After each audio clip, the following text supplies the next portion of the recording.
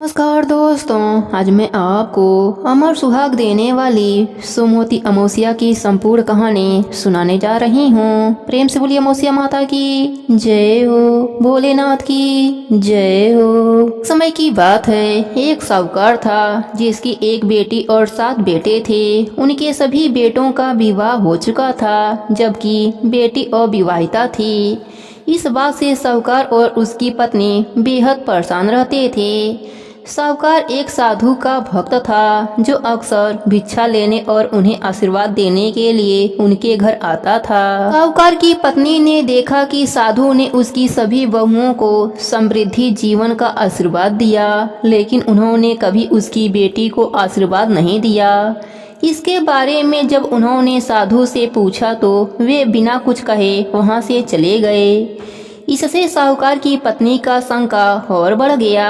जो कुछ भी हो रहा था उससे चिंतित होकर उन्होंने अपने परिवार के एक पंडित से सलाह ली और अनुरोध किया कि वह उनकी बेटी की कुंडली पढ़े। पंडित ने कुंडली पढ़ी तो उन्होंने बताया कि अगर उसकी बेटी का विवाह हुआ तो उसे अपना शेष जीवन विधवा के रूप में बिताना पड़ेगा। हालांकि पंडित ने कहा कि अगर उसकी बेटी दीप पर रहने वाली एक विशेष धोबन से सिंदूर ले और उसके बाद सोमवती अमावस्या का व्रत रखे तो इससे इसका भाग्य बदल सकता है। साहूकार की बेटी अपने एक भाई के साथ समुद्र तट की ओर चल पड़ी और समुद्र पार करने के तरीकों की तलाश करने लगी। उस दौरान उसने देखा कि वहां एक गिद्ध का घोंसला था, जहां पर कुछ गिद्ध रह रहे थे और एक सांप पेड़ पर चढ़ गया और मादा गिद्ध द्वारा दिए गए सभी अंडों को खा गया, जबकि अन्य गिद्ध भोजन की तलाश में थे। सांप के इस नियमित व्यवहार से गिद्ध का परिवार तबाह हो गया था। इसके बाद लड़की ने खतरे को देखा और सांप को मार डाला और गिद्धों को उस परेशानी से मुक्त कर दिया। इससे गिद्ध बहुत खुश हुए और समुद्र पार करने और द्वीप पर पहुंचने में उसकी सहायता करी। जब साहूकार की बेटी आई तो उसने छिपकर धोबन की सेवा की, जिससे धोबन प्रसन्न हुई।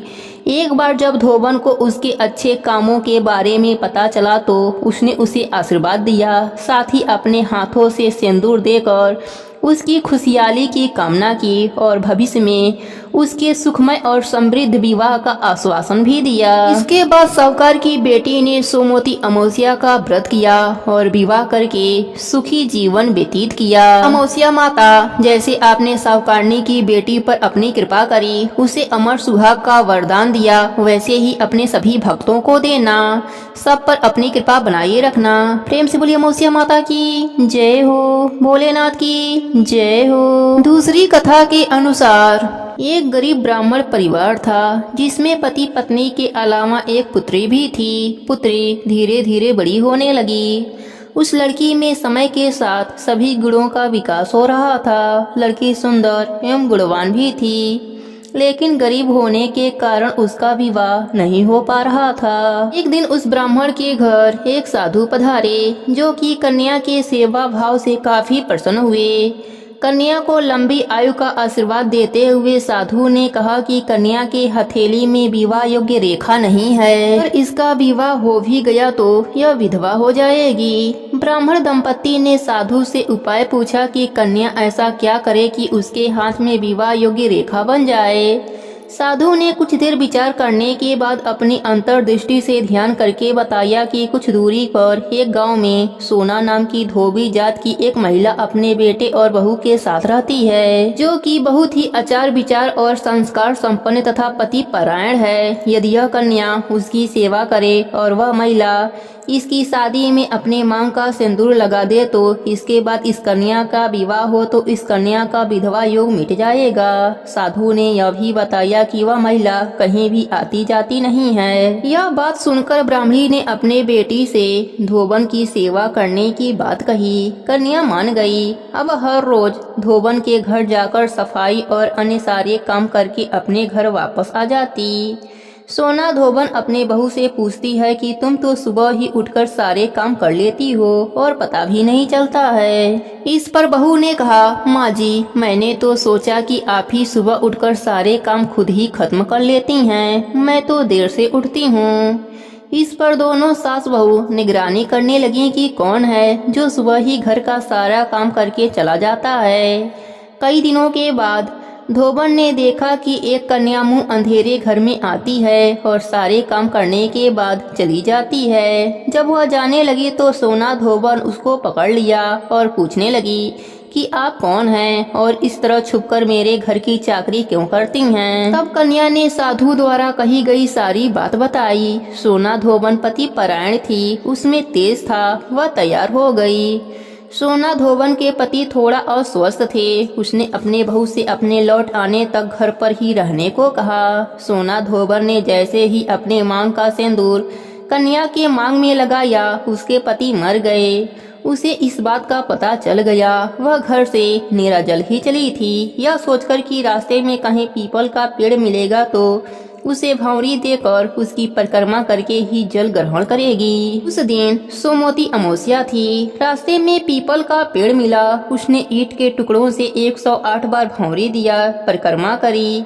ऐसा करते ही उसके पति जीवित हो गए। माता पार्वती ने सोना धोबन को सौभाग्यवती होने का आशीर्वाद दिया। साथ ही सोमवती अमावस्या पूजा के बाद जो भी इस कथा को कहेगा या सुनेगा उसे भी अखंड सौभाग्य का वरदान माता पार्वती ने दिया। प्रेम से बोलिए पार्वती माता की जय हो, भोलेनाथ की जय हो। सुनते हैं व्रत को और कथा को पूर्ण करने वाले गणेश भगवान की कहानी। प्रेम से बोलिए गणेश भगवान की जय हो। उस समय पहले की बात है, एक गांव में एक भाई बहन रहते थे। भाई बहुत गरीब था पर उसकी बहन पैसे वाली थी।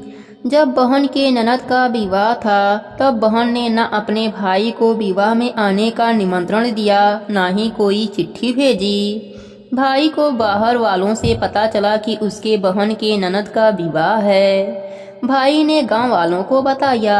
तब गांव वालों ने अपने घर से चुनरी, बिछिया और साड़ी जैसा जिनसे बन पड़ा कन्या के लिए दिया। भाई सारा सामान लेकर बहन के गांव पहुंचा। बहन के घर जाने पर बहन की देवरानी बोली, भाभी जी आपके भाई आए हैं। बहन ने पूछा कैसे आए हैं और क्या पहना है।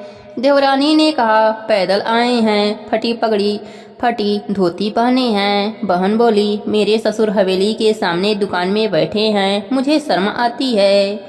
भाई को बोलो पीछे के दरवाजे से आए। भाई के आते ही बहन ने भाई को एक कमरे में बंद कर बाहर से ताला लगा दिया। एक तरफ लड़की का विवाह हो रहा था, गाजे बाजे बज रहे थे, अतिथियों को भोजन कराया जा रहा था और दूसरी तरफ भाई को कोई पानी तक पूछने वाला न था। भांजे की बहू को दया आई और उसने दरवाजा खोल दिया। दरवाजा खुलते ही भाई वहां से भागा। 2 दिनों से भूख प्यास के कारण उसे चक्कर आने लगे। रास्ते में गणेश जी का मंदिर था, वहां जाकर गिर गया। रोते रोते गणेश जी को अपनी व्यथा सुनाई और बोला आज मेरी गरीबी के कारण से मेरी सगी बहन ने मुझे धिक्कार दिया। घर जाने पर मेरी पत्नी जब पूछेगी कि विवाह से क्या मिठाई लेकर आए हो तो मैं क्या जवाब दूंगा। गणेश जी को उस पर दया आ गई और वह बोले मेरे बगीचे से ककड़ी और तरबूज तोड़कर ले जा। भाई ने ककड़ी तोड़कर झोला भर लिया और अपने घर गया। घर जाते ही बच्चों ने पूछा पिताजी बुआ के वहाँ से हम लोगों के लिए क्या लाए हैं। झोला खोलते ही छोटे तरबूज सोने के गेंद में बदल गए। बाकी तरबूज काटे तो उनमें से हीरे मोती निकले। पत्नी बोली आप बहन के घर से इतना कुछ क्यों लाए हैं, आपकी बहन ने हम लोगों को बहुत ज्यादा दे दिया है। भाई ने कुछ जवाब नहीं दिया। गणेश भगवान की कृपा से उनके दिन बदल गए। भाई का काम धंधा जोरों से चलने लगा। धीरे धीरे गहने बने, रहने के लिए मकान बन गया। पत्नी बोली ननद जी को बुला कर लाओ। भाई नए कपड़े नए जूते पहनकर रथ में बैठकर बहन को लेने गया।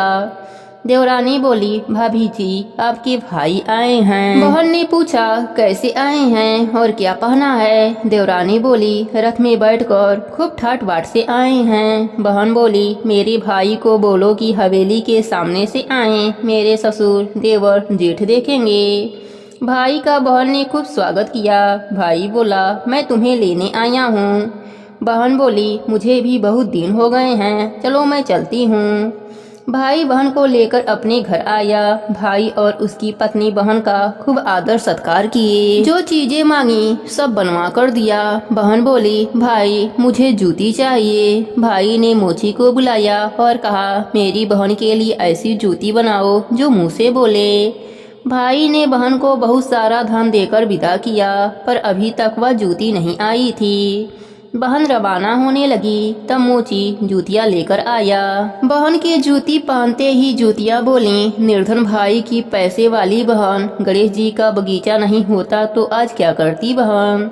तब भाई की पत्नी ने पूछा, यह कहाँ से आवाज आ रही है। भाई ने कहा, सुबह का समय है, कोई जीव जंतु बोल रहा होगा। भाई ने घोड़े गाड़ी को जल्दी जाने के लिए कहा। बहन के जाते ही पत्नी जिद करके बैठ गई कि जूतियाँ क्या बोल रही थीं। पति ने अपनी पूरी आप बीती सुनाई कि कैसे बहन ने मुझे 2 दिन भूखा रखा, कमरे में बंद कर दिया था। भांजे की बहू ने दरवाजा खोला, तब मैं बाहर आया और गणेश जी के शरण में जा पहुंचा। गणेश जी की कृपा से हमारे दिन बदले हैं। उसने अपने पत्नी को सारी बात बताई। तब पत्नी बोली, अगर मुझे पहले मालूम होता तो मैं आपकी बहन को कुछ न देती। मेरा दिया हुआ सब कुछ वापस लेकर आओ। तब पति बोला, सुहासिनी के आशीष से ही हमें गणेश भगवान ने सब दिया है। अगर वह मुझे भूखा प्यासा कमरे में बंद नहीं करती तो मैं गणेश भगवान के मंदिर में क्यों जाता। क्या मैं गणेश जी को अपना दुखड़ा सुनाता। तुम अपना मन मैला मत करो, अपने पर तो गणेश जी की कृपा है और किस चीज की कमी है। फिर दोनों गणेश भगवान के आगे झुककर प्रणाम किए और जयकारा लगाया। हे गणेश जी महाराज, जैसी कृपा आपने गरीब भाई पर करी वैसी ही कृपा अपने सभी भक्तों पर करना। सबके व्रत को पूर्ण करना, सबके नित्य नियम को पूर्ण करना। कहानी अधूरी हो तो पूरी करना, पूरी हो तो मान रखना। प्रेम से बोलिए गणेश भगवान की जय हो, पार्वती माता की जय हो, भोलेनाथ की जय हो।